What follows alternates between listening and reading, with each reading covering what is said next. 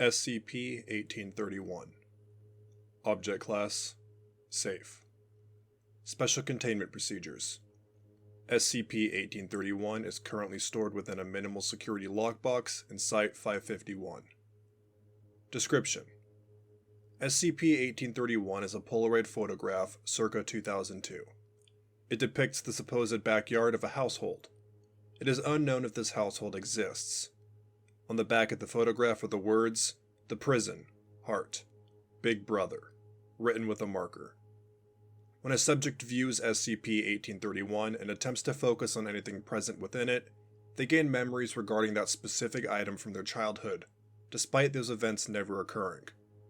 Any particular item within SCP-1831 can trigger this.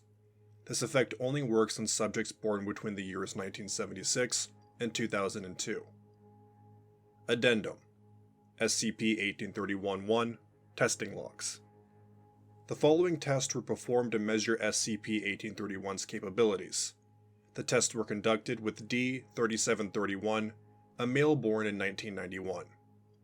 Following the conclusion of the tests, D-3731 was administered Class A amnestics and was assigned to a new project. Test 1.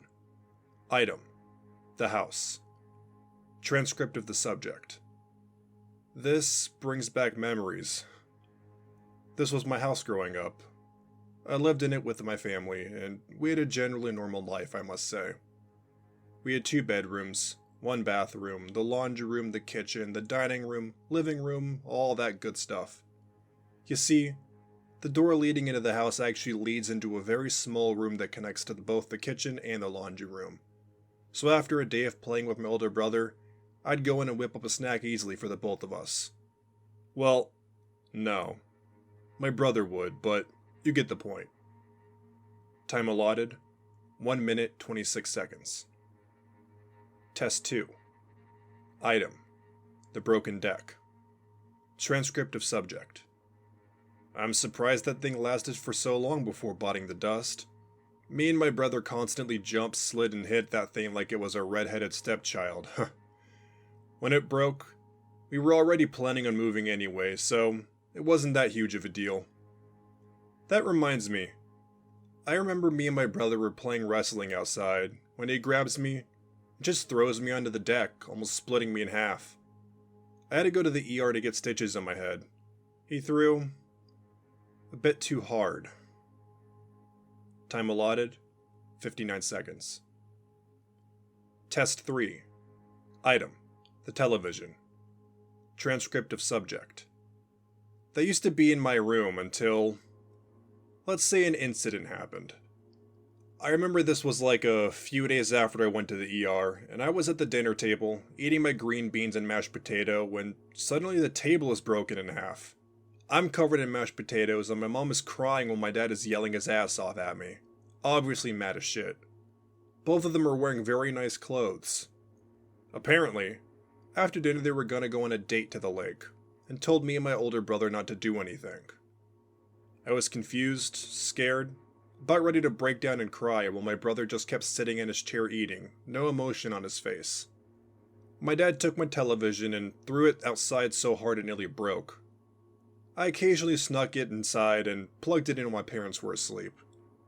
It was basically completely broken, with the image being indistinguishable from the static, but it was stimulation.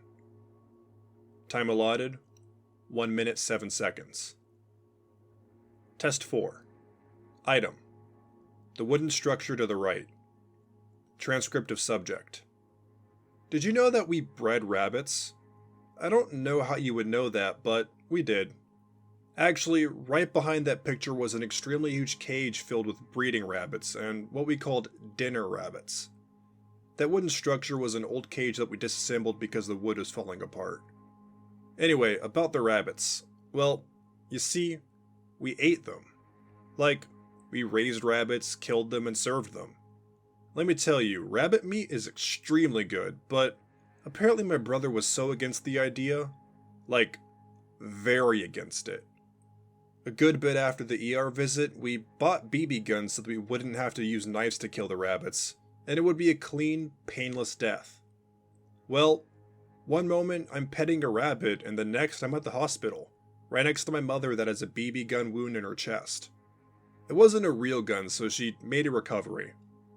My father spanked me that night, and even took out his rhinestone-encrusted belt and mauled my butt to oblivion. Apparently, I shot my mom with a BB gun within the lost time. I don't know how to fire a gun, even now. Time allotted, 2 minutes, 17 seconds. Test 5. Item: the dog. Transcript of subject: I never owned a dog. Time allotted, 3 seconds. Test 6. Item: the patched up window to the left of the house door. Transcript of subject: After that incident with the BB gun, I was told by my father that I wasn't allowed to sleep in my bed anymore, and that I needed to sleep in the laundry room as punishment. I had a pile of clothes to lay on, so it wasn't an issue, right? None of us liked doing the laundry, so it was never done, especially with my mom in the hospital and my dad basically non-functional. So it was filled to the brim with sweat-infused, shit-crusted, crunchy, puke-ridden clothes. The door to the laundry room was always closed, and it stayed closed for most of our time there. We thought it was worth it just to buy new clothes than to enter that place. And after it became my new room, aside from the 3 meals a day, it still stayed closed. Dad put a lock on the door so I wouldn't leave. The patched up window used to be a normal window that peered into the outside world, but we had to cover it up with plastic so that flies wouldn't infest the laundry room, and then soon the actual house. So you can't look outside of it anymore. But when it was raining, you could see the individual raindrops that landed on the plastic.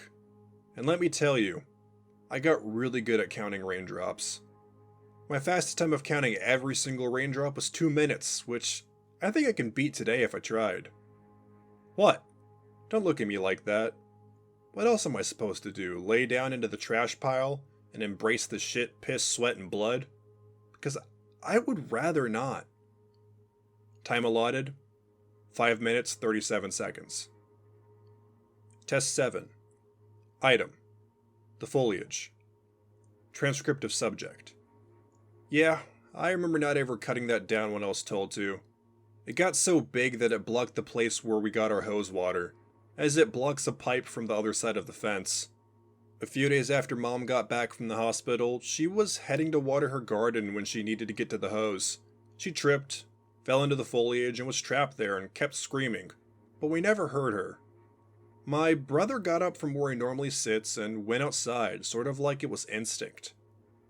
I looked outside the window to see what was happening, and he crouched down next to Mom while she was telling him to get her out of there, and he just stared at her. No emotion whatsoever in his face. Mom stopped screaming, but she still looked concerned. She got up from the foliage like it was nothing, and continued to go water her garden. I still don't know what happened then. Time allotted: 1 minute, 20 seconds. Test 8. Item: the white-colored house. Transcript of subject: You know, it is kinda weird that the sky was always the color of the house. Time allotted: 11 seconds. Test 9. Item: unknown. Transcript of subject: I remember one sleepless night when my drunkard dad forgot to put the lock on the door, and I was able to move around in the house. I don't remember where my mom was, but for the next few weeks I never saw her, so I can assume what happened to her. I opened the door and went from the laundry room to the kitchen. I saw empty glass bottles everywhere. That was literally stopping me from going any further. I decided why the fuck not and picked up a half-empty bottle and took a quick drink. It was alcohol. I wasn't surprised. I needed to pee, so I went to the bathroom and did my business. During this, I suddenly had very bad nausea and puked, missing the toilet completely. I then slipped on the puke while still peeing, managing to pee literally everywhere in the room. I fell down and hit my head on the rim of the toilet. There's now blood, piss, and puke everywhere. The door opens and my brother walks in, all while looking at me. He doesn't have a smile, nor a frown. He didn't have any emotion on his face at all. I'm blacking out and All I can see is my brother looking down at me, unimpressed. The darkness embraced my eyes and I never had a brother. I was an only child. Time allotted, 9 minutes, 57 seconds.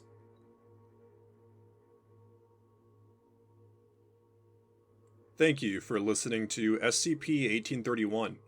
If you enjoyed this SCP, please follow the link in the description to the SCP Wiki, and vote it up to support the author as well as the SCP Wiki as a whole.